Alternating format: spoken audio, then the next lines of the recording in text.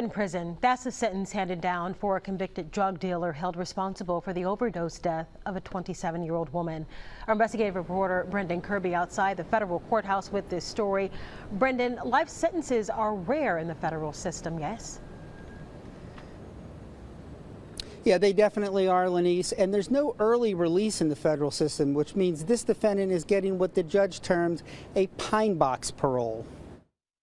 William Whip Owens was part of a drug trafficking organization informally known as the Crosley Hill Boys, named after the Mobile County address where he operated. The group dealt in methamphetamine, heroin, and fentanyl, a drug prosecutors called Gray Death. A jury in March found the 55-year-old Grand Bay man guilty of conspiracy to distribute drugs, and U.S. District Judge Terry Moore on Thursday held him responsible for the overdose death of 27-year-old Kelsey Johnston, a mother of 2 young children. Assistant U.S. Attorney George May derisively called Owens, quote, the god of the Rodeway Inn. According to testimony, Owens ordered an accomplice to inject Johnson with fentanyl at the now-defunct motel in Tillman's Corner. I'm very thankful for the judge's decision.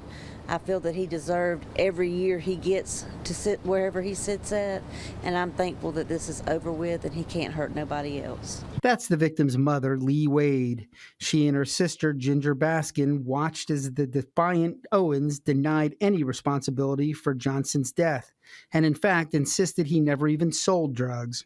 He's ignorant. He's a narcissist. He's evil.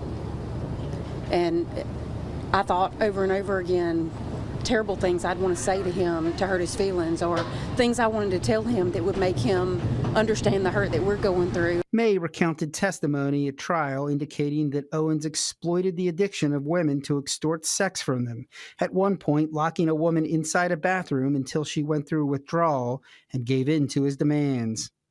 Defense attorney Patrick Prendergast says that his client will appeal and get a new lawyer. I hope that a new set of eyes can help him with that. Obviously, a life sentence is harsh, but someone lost their life. I understand where the judge is coming from with his criminal history and the facts. Not that surprised by it. We also just heard from federal prosecutors in this case. A total of 42 people were named in the indictment, and prosecutors say this ring was responsible for as many as a dozen overdose deaths. Reporting live outside the federal courthouse, Brendan Kirby, Fox 10 News.